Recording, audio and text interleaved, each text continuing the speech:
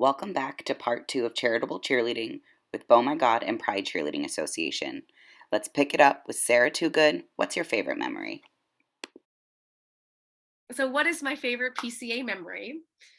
So it could be the celebriality of it all, like opening for Britney Spears when she was on Good Morning America and a friend of mine touched her. It could be the skills and spotlight aspect, throwing full twisting baskets or a Vogue Vogue Shablam basket toss at gay games in Cleveland in a superhero suit nonetheless, with I Need a Hero blasting and the entire stadium focused on me. Those are important memories, but we're getting closer and closer to the favorites. It could be that donation aspect. So when the former PCA president Anthony and I got dressed up, had Squirt, which was our champagne, I met him at his work. We sat on a computer and we finally clicked send on the wire transfer to our first large PCA donation. It amounted to $5,000 from gay games in Paris, that divided between a local charity called Les Refuges in Paris and the Gay Games Scholarship Fund, which helps promote inclusion of athletes that are financially having a rough time and getting themselves to these international events. So those donation moments really, really stand out to me. We're getting really close. Second runner up, it could be those like grassroots surprise success moments. Like when I get the actual IRS letter in the mail, it's Christmas time, 2016. I'd done all the right steps, but the physical letter, like it's still creased from, being in the mail. That was just a culmination of a lot of very difficult digging through state and federal paperwork to make this happen.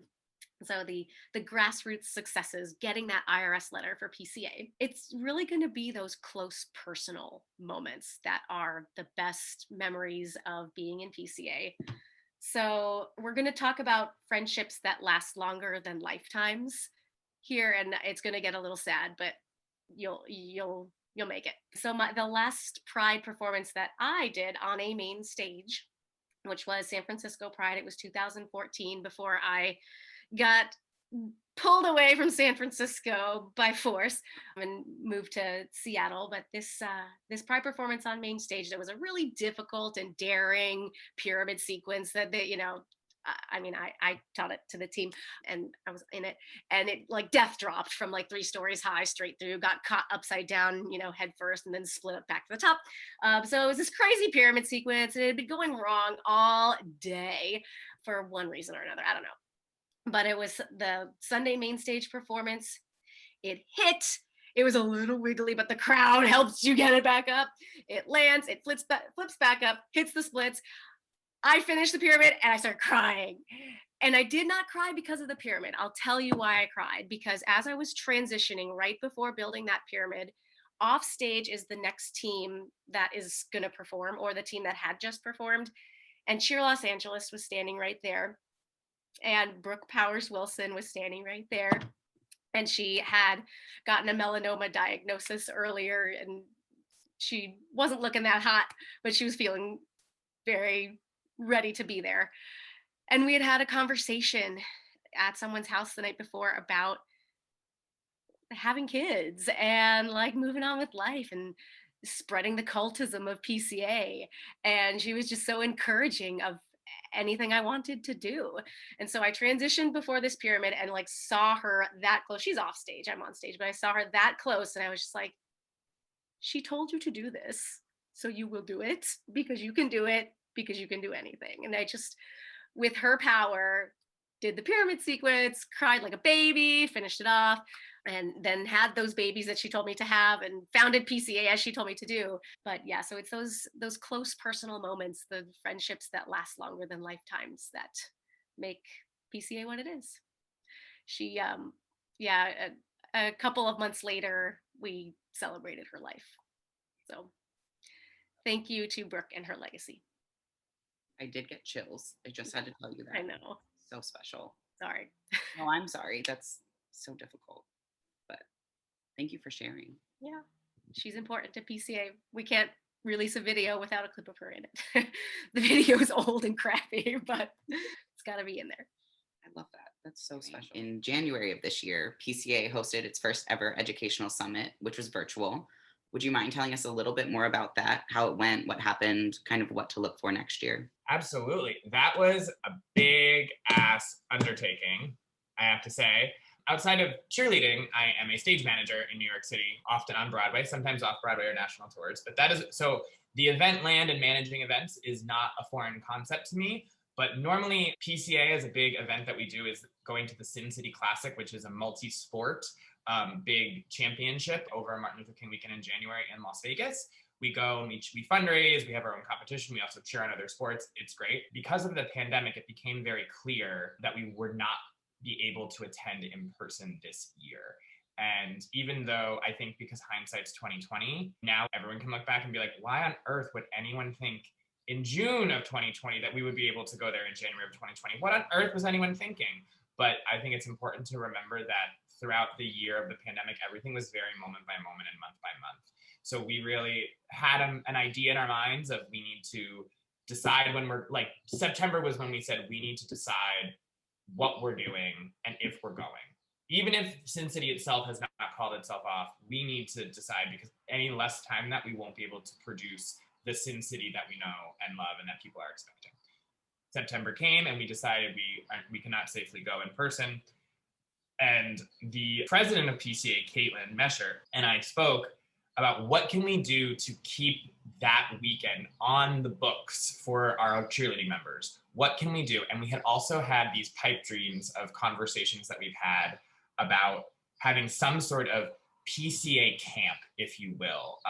Some sort of like a weekend extravaganza where we can maybe like do some educational bits in the morning, some fun cheerleading in the afternoon, and then we can all hang out and get to know each other better socially in the evening. Obviously, you can't do that in person in time. So we were like, what? Maybe that's what we do. Maybe that idea of camp and educating people, everything from this is how you start a team to this is a more how-to session on like everything you need to know about basic movie editing, all the other way to conceptually like, let's talk about equitable coaching. So that was a lot. We really utilized both our internal, because there are so many people as part of PCA that do so many interesting things. You need someone who like maybe can't help you themselves, but can point you in the right direction. Again, we probably have the person that can at least show you the way. And so that was a decision. I remember that very day, Caitlin and I spoke on the phone and we're like, do we really think we could pull something like this off in the next 4 months?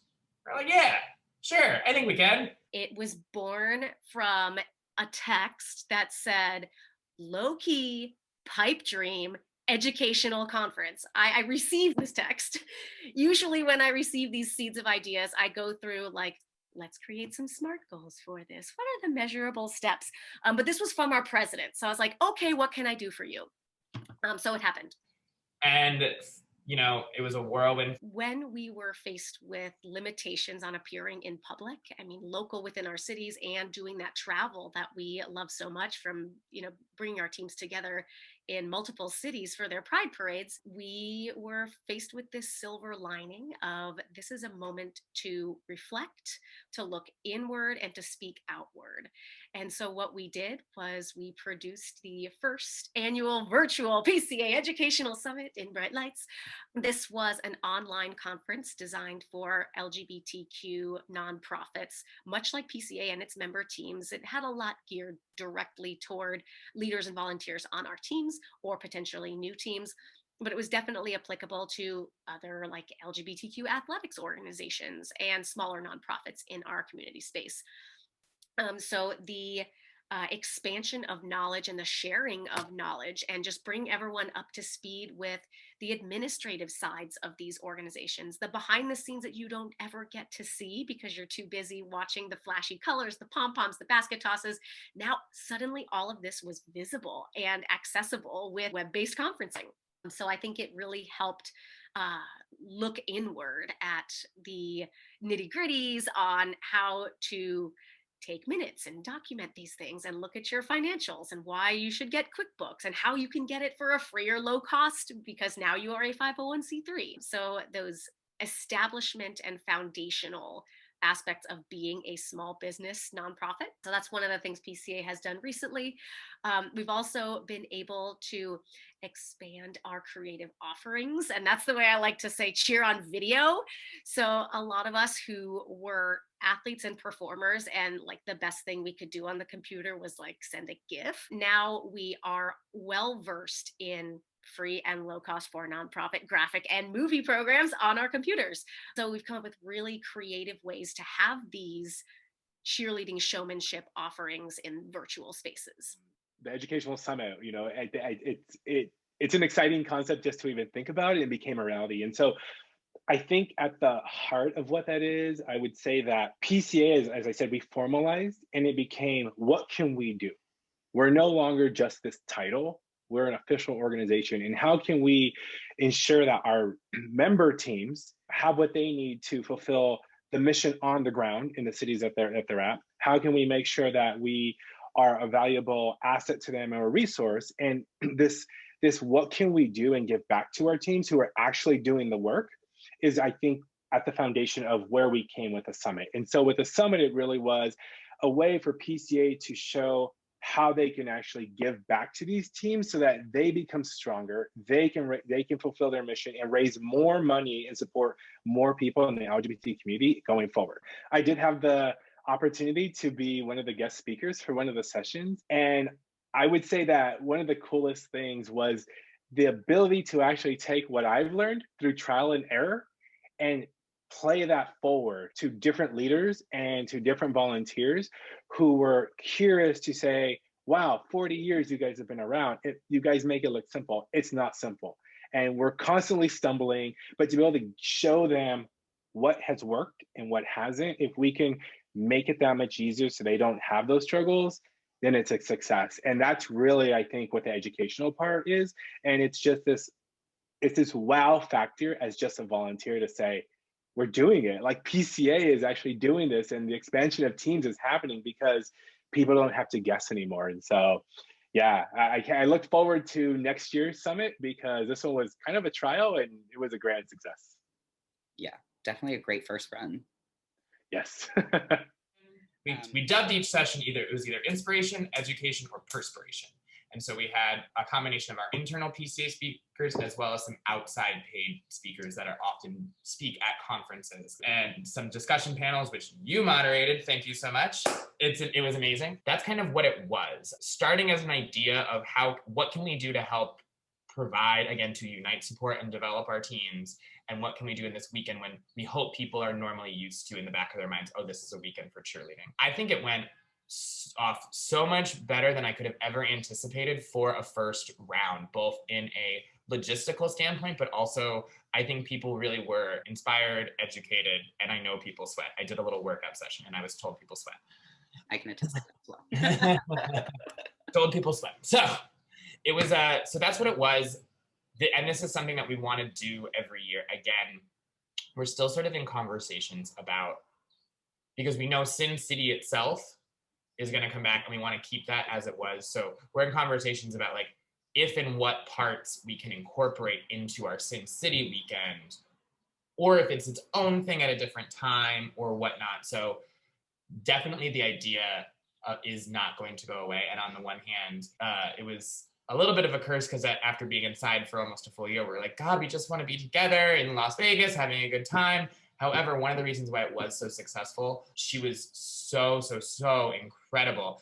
She lives in Australia. She was able to zoom in. Same thing, like a big panel discussion was from people all over the country. Again, it was very easy for many members to show up and come because they didn't really have to leave their home. There was the big, of course, mental hurdle of getting people to sit on Zoom after however many months, but the accessibility was certainly there. So that's like the next big step of how do we provide a similar experience, uniting and supporting and developing through inspiration, education, and perspiration, while making it as accessible as possible and incorporating it to be an in-person extravaganza.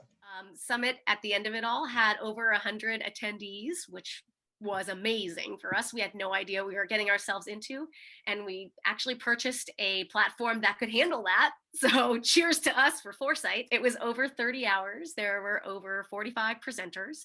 Most of those presenters were from our PCA member teams, maybe their leaders or someone within their teams that had a specialty area that they were a subject matter expert and could preach to all of us about. And the coolest part, we actually had, I mean, I'm sure you're aware that during COVID, Broadway shut down. And so this was a disaster for the entire theater community, which we have friends in. So we had, luckily, again, that silver lining of COVID, we had 4 Broadway stage managers, like the people running the whole thing, 4 of them running our educational conference. And let me tell you, I will never do another one of these things unless I have Broadway stage managers, because they are people. They know how to communicate to everyone at any time, at any level. And they're very responsive to like anxiety, instant need questions. And they're just very calm, receptive, and can solve a problem very quickly. So we are very grateful to our 4 Broadway stage managers. I should probably say their names. I don't know if they don't like being announced a lot, but it was Johnny, Alex, Libby, and Sarah. They did a fantastic job. Yes. Also, way to set the bar really high right off the bat. I know. This is like Caitlin and Colyn's fault. I don't know how we're going to regenerate and repeat. So another exciting thing that happened for PCA over the past year, it was designated as a safe space with the Safe Space Alliance. Could you explain a little bit about what that means and why we're all so excited about it? Yes. So the Safe Space Alliance is an LGBTQIA+ led nonprofit organization that aims to help people identify, navigate, and create safe spaces for the LGBTQIA+ community worldwide. Being part of a Safe Space Alliance is being part of a global and collaborative safe space community. So that's like what is the Safe Space Alliance. And it couldn't have come at a better time when people were so separated because of the pandemic, that people were really looking at being very introspective and how can we help, and both from the lens of through PCA and the lens of Cheer New York, my own member team, was how can we create a space for our members? Like what space we normally provide, how do we still provide it while we're separated and apart, you know? And then on top of, after George Floyd was murdered, I know a lot of us really started looking introspectively again as well. Like, is the space that we assumed to be safe, is it really safe? And let's have conversations about, if it's not, what are some tough conversations that we need to have? So I think that when we were selected, it was very helpful for me personally to remember that we do have safe spaces. And then later, it was also incredible to know that other people can just see us that are not a member team and kind of immediately sort of see that space is safe, and always with the intention of being safe. This was a surprise that got delivered to my inbox on my birthday of 2020. I don't have to tell you what birthday that was. You can just make a guess. We got an email from Shannon, the founder of the Safe Space Alliance, and it said, "You have been referred by the LGBTQI community. We are this alliance, a global nonprofit LGBTQI initiative that helps people identify, navigate, and create safe spaces for the LGBTQ community. We are building a directory of safe spaces, not only physical spaces, but virtual spaces all over the world. Here, click here and look at all of our international partners." As I'm scrolling with my jaw dropping at all of these organizations, somebody, they didn't tell us who, but somebody referred us. So of course I replied, immediate yes. I'm supposed to vet this, but immediate yes. There is like no question. And as soon as the immediate yes reply sent, I could not undo. It felt like a challenge, because when you are given such a visible and displayable honor, your challenge is to uphold that. It's not like one of those "I went to Pride" stickers. If you're given that visibility, you need to continue it, and you need to make sure that everything you do lives and breathes safe space. So we kind of followed up with having more courageous conversations internally within our individual member teams, with having like implicit bias trainings, nothing that would really overarch and solve all the problems. I'm talking like very small scale, local within each team, but we made sure that we understood what a safe space was, or at least could start to articulate that, and then become even better, even more inclusive, even safer. Starting with things just like inclusive language was really the beginning of it all. We invited a couple of speakers to present to our leaders just about inclusive language. And while many of us feel like we know the alphabet soup, there was a lot in there that we had not heard yet. And to hear it from someone who is gender non-binary describing what these things are, it's really helpful to hear their lived experience and hear their perspective on inclusive language. So I think as excited as we were to receive the honor, it lit a fire in us to do even better. Yeah, I think that was huge. Cheer San Francisco being the granddad and the original charitable cheerleading team, right? We started as a group of gay men at the beginning of the AIDS epidemic. And really, it was a way to combat the sadness that was going on and bring spirit to a very difficult time. We've come a long way since then. And so the idea of PCA taking on this being able to have this title of a safe space is huge, because that's what we always saw ourselves as. As the LGBT community, our family many times is the people that we choose, and that's not always easy for everyone. But it becomes the reality, and it becomes very special and unique when you can have this kind of camaraderie between people and friendship and family and love. So to be identified that way, it's amazing, because there are a lot of people who don't have that situation. And so when they can look to us and not just see the glimmer of hope of what we do because of our mission, but understand that this is a place I could come and be myself and be accepted and, help others, that's just an amazing thing. So I think it really fosters that sense of community that PCA brings together. And then if someone asked you today if they should get involved in PCA or a PCA member team, what would you say? Why aren't you already involved? That's good. What's taking you so long? Hurry up, join. In fact, join my team. We need people. Move to Salt Lake City. We were one of the gayest cities in the nation several years ago. The Advocate, said Salt Lake City is one of the gayest cities in the nation. I had no idea. Yeah, Salt Lake City is surprisingly very gay friendly as far as the city itself. Around Salt Lake City, there are some places which aren't quite as friendly, I would say, but we'll work on them. And that's why I like, Provo Pride, because Provo Pride happens literally down the street from BYU University, which is the LDS ran university, historically not been very gay friendly as far as their internal policies, but they're changing from within.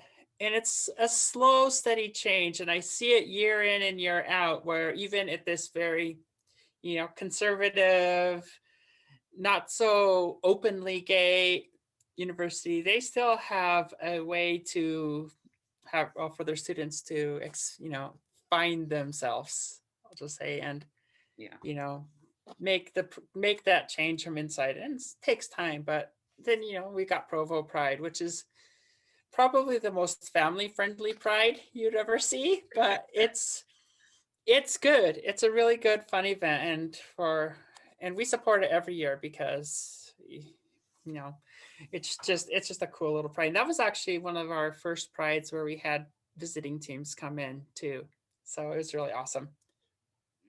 My initial response to this would be yes, absolutely, do it. Please either join an existing PCA team or start one of your own. We initially started with just a handful, mostly on the coasts, and then they just started sprouting up all over the place. I think offhand, I can name recently, there's Cheer Salt Lake, there's been the addition of Cheer Austin, Cheer Colorado, Cheer Tacoma, and so many more. And of course, they're the ones that I sort of grew up with when I joined back in the early 2000s. There was Cheer SF, obviously, Cheer LA, Cheer New York.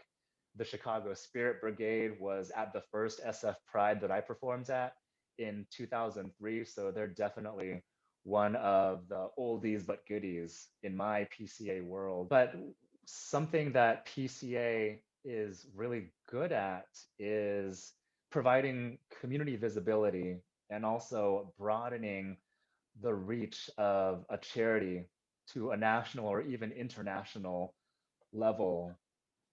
And that's something that I think each PCA team will have in common is wherever we travel, we will raise money and charitable dollars in that region, in that locale, and we'll donate it to the same region or locale.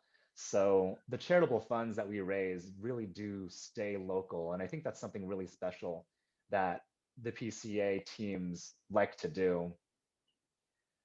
And so again, going back to the question, if they're asking me if they should get involved, yeah, yes, please start one. That's kind of also what PCA is. PCA is not just a collective of like-minded teams. It's also a resource for new teams to start wherever there might be interest or ability. So obviously, anybody who wants to start a new team, go to pridecheerleading.org and start a team. There are resources there to get you started, and it's really a wonderful experience, and it gives back all the work that you put into this team. You get repaid in dividends, and it's pretty awesome. Do it. Do it. No, it really, it for me has changed my life. Absolutely. I think it provides you a sense of community. I think it provides you a feeling of belonging. I think that physically it is very demanding, but also like if you're really interested in challenging yourself, been a member of a PCA team for many years, since 2009. And the amount of people, some people, again, you try out and they are a very talented athlete that had no idea. And then the bug that they get bit by is actually like the fundraising. They're like, oh, wow, this is really amazing that we get to like do this. Like you can go to events, but at that like check presentation or any of those things, when you actually can see the help, the good that you're doing and the help that you're providing, those people are like, wow, this is actually really cool. All the way from other people that have said like, I woke up one day and I needed to make a change, whether it was I wanted to get involved in my community, or I've heard from several people say like, I always wanted to be a cheerleader and I was always too scared to do so. Because the big secret is that every single human in life had some blonde cheerleader be mean to them in high school, myself included, and I am a blonde cheerleader. Even if it is like everything else about it you always wanted to do, but a lot of people maybe never had the courage in themselves, and especially when you're a teenager, because life's real tough when you're a teenager. And so many people are like looking to do this thing that they never got a chance to do, and you can do that. So there, apart from if you have a very demanding work schedule or time, apart from time commitments, and if there's any dues or financial commitments, other than those two sort of caveats, not a reason to not, I don't think. I think the counter to that would be, tell me why you shouldn't. And I don't think I don't think you're going to come up with any answers. The PCA and actually the member teams at this point, they represent so much. I think the biggest thing that I see across all of PCA as a whole and the member teams, it's the sense of community. And being a gay man, being someone in the LGBT community, sense of community and finding yourself and finding that network and finding your family so you can grow and be bigger and better and give back and support others. That alone is reason to get involved. Whether you want to be a physical performing volunteer or you just want to get involved because this organization has needs like any nonprofit and you just want to see it succeed and thrive, that is enough reason to get involved with a PCA team. They wouldn't have had to ask, because if they started a conversation with me, that would be the first thing I tell them. You kind of get voluntold in this community. So anyone who has had the fortune or misfortune of talking with me will have already been told all of this. So the way to do it is see if there's a team in your city, go to the PCA website, pridecheerleading.org, or email us, see if there's a team in your area. And if there's not, go back to that website, that start a team button will give you some idea of the criteria that you're going to build towards in starting a PCA team. It's not simple, but it's pretty formulaic. We'll help you through it. I consider myself like a type A hippie. Like I'm like, let's just feel the energy and what's the vibe, but also be on time is kind of my, like how I think of myself. So I'm a little bit of a nerd. PCA is sort of continuing and finishing up. We restructured last year and we're finishing up right before. the pandemic. So I was actually one of the board post restructure that started in 2020. That was when I joined the board, and I was the only board director that was not on the board prior to the restructure. So we had a lot of amazing ideas and things of how we can help. And then everything sort of got put on pause. So a lot of the things that I think of are not necessarily like the fun and exciting things that maybe everyone sees, but we're definitely working on, again, those three words: unite, support, and develop. We're really working on how we can be in touch with each other and how best we can support. So many people moved during the pandemic into different cities. And fortunately for us, I think a lot of people that moved to other cities are very interested in starting a team because they can no longer be on the team that they used to be on, which is great. So we're working on helping support those people, getting them down the pipeline to be a member of PCA and a fully fleshed out organization. I've been putting together, as part of the development committee, coaches roundtable, which in my mind, what I would have loved in the perfect world was when some of our big multi-team events like Long Beach Pride or Palm Springs Pride or something, I would have loved to be like, hey, all the coaches, we're getting together at this other bar and having a drink here because it's a safe space away from all of the teammates that we have to coach, and let's just have let's have some conversations. That's obviously very challenging to do over Zoom, or it was Google Meet, but it's very hard to do that virtually. But it was not an official meeting with notes taken. We were able to actually have a cocktail and sort of chat. It's sort of wonderful. Again, I've been on Cheer New York since 2009. And one of my co-coaches that I coached Cheer New York with, he had guests from other teams come for Pride in 2019, but he was never able to go to a gay games or another multi-team event. So there are many teams that he has no idea who coaches the teams, or he's never really had any interaction in that way. And it's really awesome to sort of see different people who are like, I have never met some of these people from other teams. We all have the same love of cheerleading and the love of charitable cheerleading, and we all approach everything through that same lens of being a coach, whether that means my title on Cheer New York is athletic director, somebody else might be creative manager, somebody else might be artistic, and all of those words. I think it's very helpful to be on a leadership role on my member team and a leadership role on PCA, because you can sort of see where the twain can cross, if you will. That's some of the smaller things, but really we're gearing up a lot to help as many teams as we can navigate how we come back to cheerleading. Again, I sort of was saying during the pandemic, we do everything that they're telling you not to do. We get into very close spaces on top of each other, and we touch each other and breathe on each other. That is what we do. So how do we do that? And then, of course, we're even looking further down the pipeline. It seems very far away, but the Gay Games happens quadrennially every 4 years, just like the regular Olympics, which is, in case anybody doesn't know,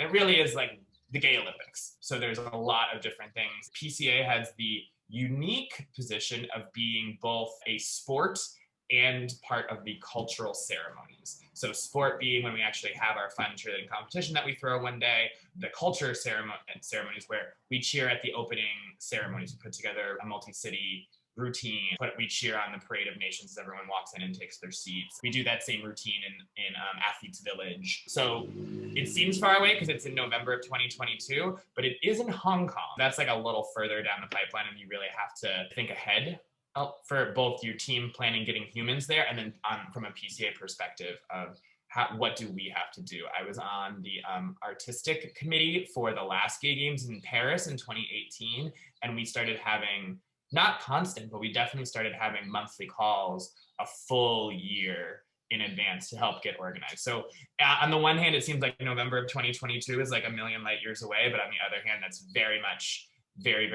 on our focus right now.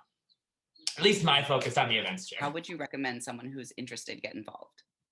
That's really quite easy. Every team has a website. Almost every team has fully functional Facebook, Instagram. Well, not everyone's on Twitter, but Facebook and Instagram. Find these teams on their social media platforms, go to their websites, or if that's too hard, you can just email info@pridecheerleading.org. I get those emails like several times a month.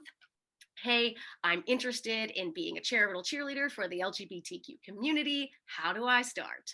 So then what I would do is direct that interested party to one of the teams nearby. And if there's no team nearby, start a team. This is my favorite thing to do, is help people just from the seed of an idea and 3 to 5 friends and a lot of passion, go from just that to PCA in their permitting timeline will be. So if there is a team in your area, join it by contacting them. Some of them have regularly scheduled tryouts. Some of them accept an innovative process. And if you don't have one nearby, we'll help you start one.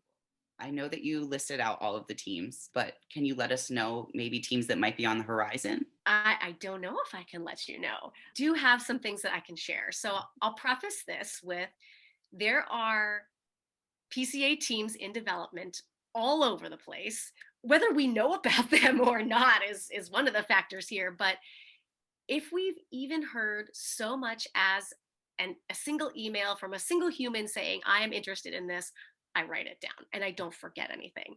That is my one secret to success. Don't forget, which results in lots of, paper and notes everywhere. So without revealing whether this is just the seed of an idea from a couple of humans, or if this is a fully functional, developed team that's been around for ages and just hasn't sent in the PCA application yet, I will list, I feel like maybe I should say the state instead of the city. Sure. No, I'm going to say the city. I'm just going to do it. Your audience is far too important for me to hide this level of detail, Bo. And I know you're based in Seattle, but I'm sure you have listeners all over the place. And just the little mention of a city might inspire someone somewhere to get in contact. info@pridecheerleading.org to get in contact with me. And maybe that one email that I got, I can connect them with your listener and the team will start tomorrow. So here we go. I'm going to say the cities. Sure. The only person who would get mad is me. So, all right, here we go.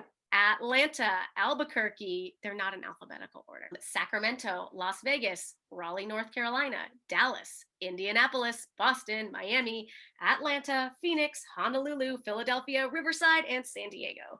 And I know Riverside and San Diego are really close. I'm from San Diego, so I'm trying to hook those people up. That's awesome. That's a lot.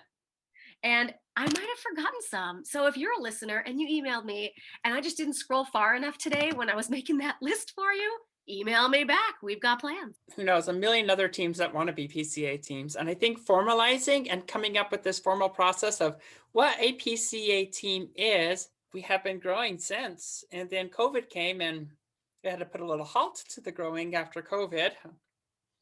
But I think afterwards, when people are ready to go out, feel safe to go out a little bit more. Some people already are still doesn't feel safe. But I think next year we're going to see a really, really big increase in membership because people are going to want to do something other than sit in their houses all day, every day. How often do you get to interact with other teams? Because my entire existence in PCA has been virtual.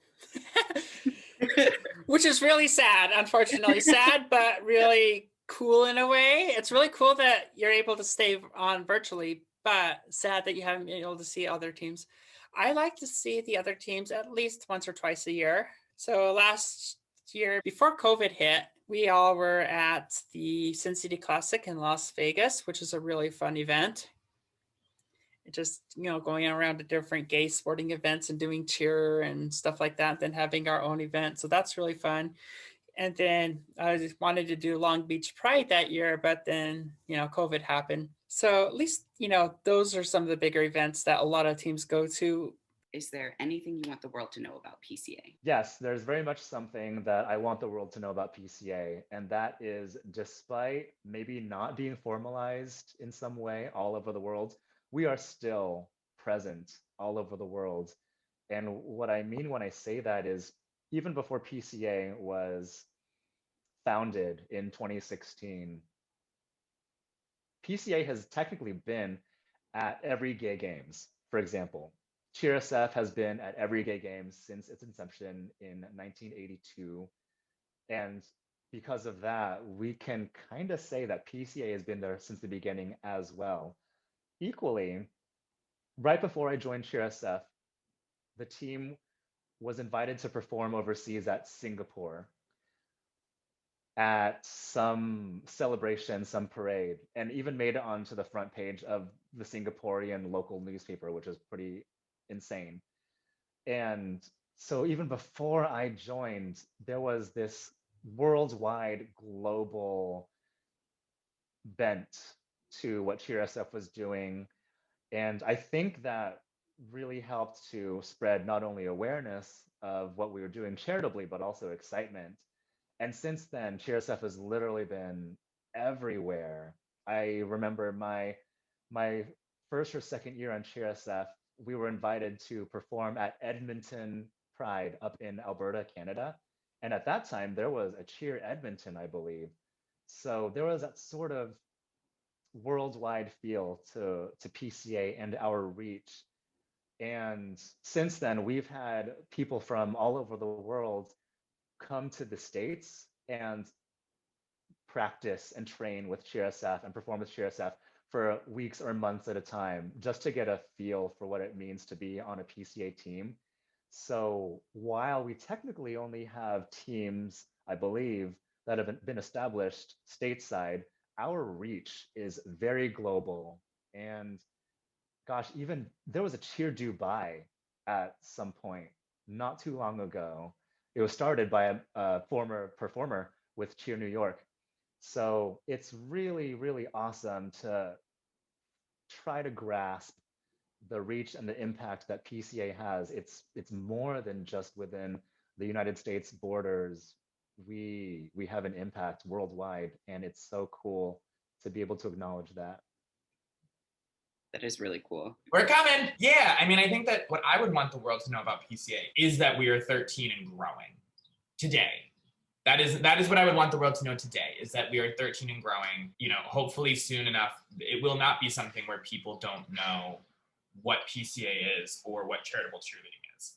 Hopefully, so many large teams will grow and flourish and start and spread and, you know, look out for a charitable cheerleading team in your city and join and be a part of it. And even if you don't want to cheer, like, so many people need help, whether it is at, you know, the board level of helping out really run what it is to help run a 501c3 in this country, to cheering, to volunteering, to donating, to whatever it is. Look out for charitable cheerleading teams in your city, because they're coming. They're gonna come, I promise. Yeah, if you've never gone, whether you are part of a sport, get involved in a culture aspect, or just go to experience it. This was my first one, and I've had the opportunity to go to two, and I missed them. And so finally I went, and it was just like, what was I like? Why didn't I go? And something always came up, but I'm so glad I went. It was an amazing experience. And it's interesting to see, like, living in San Francisco, we live in a bubble sometimes, and we're very, very lucky in this bubble. But you just go out a couple miles and then you move to states and countries and you see how different it is. And not everyone has our luxury of being able to be open. And that's not to say it's perfect here either, but we are leaps and bounds in a better situation than people in other places. Definitely, for sure. Yeah. I think the world should definitely know about how diverse PCA is. And, you know, diversity is this metric thing. So we did what you're supposed to do and sent out a survey. It didn't look exactly like the national census, but it was pretty similar. It was a little more welcoming than that. It had a lot more categories and write-ins that you could send in. Because we wanted to know what people had to say about themselves, not which box they felt they fit in. So we sent out a survey last year, and the responses showed us that, you know, in the race, heritage, ethnicity kinds of categories, we represent over 18 of those race, ethnicity, and heritages. So that's pretty cool. I don't have the stats right in front of me, but we eventually compared that to the results of the national census, and the breakdowns for within PCA were pretty similar to the national census. So our reaction is, well, average is a great place to start. We need to do better. So we definitely took that as a sign that we are representative, but again, as a springboard to how can we use this information to be more welcoming, more inclusive. We are in the LGBTQ advocacy and intersectional space. Again, average is a good starting point. So PCA is that diverse, that representative, but working towards greater inclusion. The other thing two more things that I wanted to share. One, I guess they kind of nest together.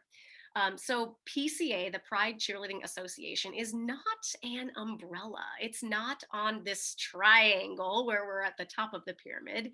It is definitely lateral for PCA and all of its member teams.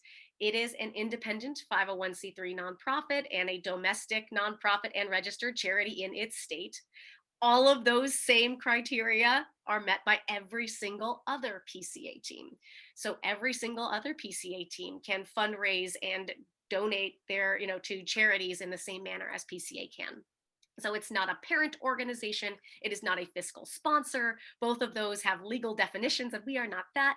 I want to say merely, but we are what unites, supports, and develops this idea. So PCA is not going to tell a team what to do, is not going to structure the governance of a team. We'll guide, we'll learn together and make this phenomenon continue to grow. So tail end of that is the impact that PCA and PCA member teams can have is greatest when it is hyper-local. I'm sure a lot of your presenters and audience members are cheering with me when we say that hyper-local. The direct impact of a tangible gift is so much greater when it is to one of those local grassroots causes. So one of the things that we've learned recently is that you need to research your charitable donation recipients, your beneficiaries. Just knowing that they support an LGBTQ cause is important, but you have access. It's public record to look at their 990 and to see what their costs and revenues are like, and to see, how they have been working with the sums they bring in to provide that outward support.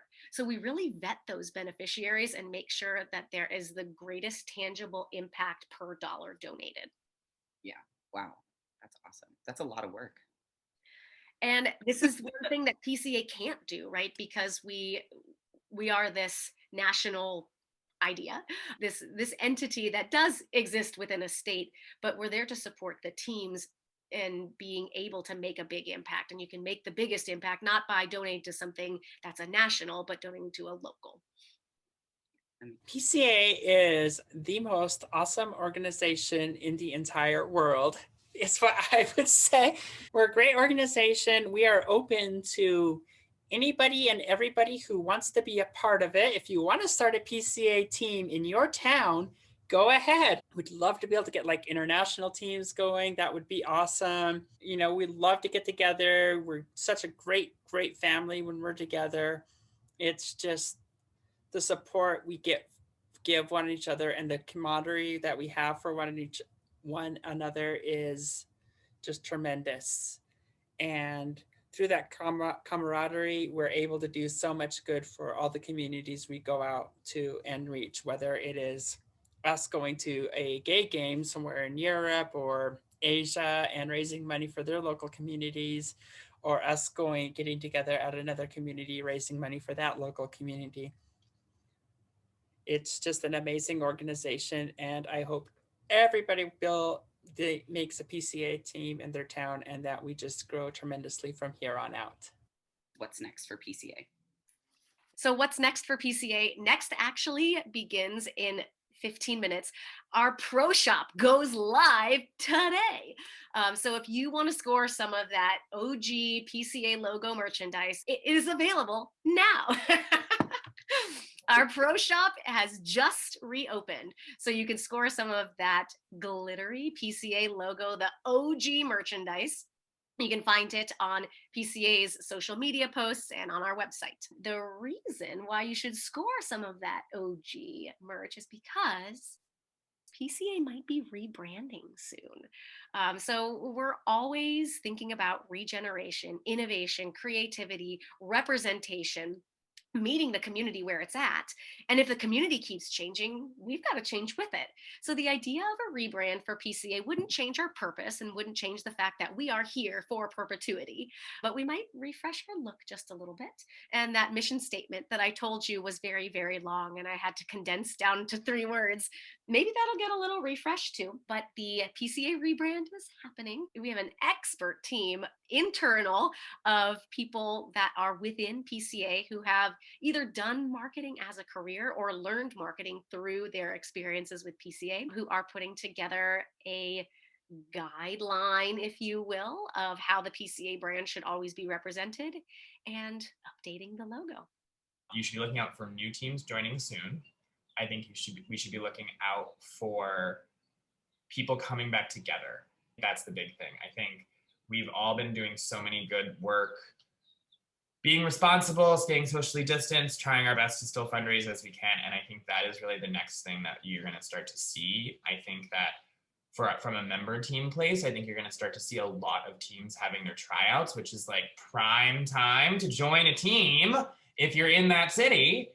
And I think that then for us, next step again would be looking ahead to, in the longer term, apart from right now, seeing us together more in person at Prides and outside events and things. Looking forward to Sin City in 2022 and Gay Games in November of 2022, which is not that far away, I tell you. If I had to say what is next, I would say it's strengthening the educational summit. It's helping teams to become stable so that they can weather the storms of things like the COVID pandemic. And it's ways for them to really maximize the value that they bring to their volunteers and community. There is no one right way. No team is better than another. Our geographic areas mean that we're all going to function slightly different. And so I think PCA is just going to refine and enhance what they do so that all the member teams continue to get stronger. PCA is not going anywhere. They are getting stronger and stronger every day. And I think the next big showcase with PCA is to, bring our idea of charitable cheerleading to Hong Kong, partnering with the Federation of Gay Games and getting out there. It's a whole different community. You have different cultural standards, different ways of thinking, and to get out there and really expand that. And if the sport of cheerleading can help to make it happen, we're there to help it happen. One thing it's funny, me and Sarah have always talked about is the idea of getting an RV and being able to just do a road trip and visit all the teams and touch people. I think if there's one thing that I would love to see is the ability to get all the teams together. And it doesn't happen for many reasons because of financial issues and timing, right? We're all volunteers who have real jobs and lives, and I can attest to that. I have a newborn. But it's amazing when we get together. And so far right now, Gay Games is the big international one that usually comes up. And we seem to be getting Long Beach Pride because it's in May. And so it's outside of the normal Pride month. And it seems to be the big event where more teams can go or at least have some representation. So yeah, I'm excited to see what happens and to see, more people jump on board to come along the journey with us. Yeah, you said you were on Seattle? Yes. How long? This is my first season. Oh, first season. Oh, okay. Yeah. Yeah, no, I think this concept of what you're doing and little things like this, I think this is the value you asked about, how are ways when people are done stunting. To me, I feel like this is actually the part that we miss the most, that hits the most people though, to actually get the message out, because not everyone's going to see our parade. Not everyone's going to see our physical performance, but they may get into a blog, they may get into a podcast, and then from there, if you don't see a team in your city, you can contact PCA and you can make one. Or that's it's the whole point. We're trying to get them started everywhere we can. Yeah, it'll be really cool in like 10 years to see where it'll be. Oh yeah, definitely. Probably somewhere we can't even fathom right now, which is great. I know. Thank you.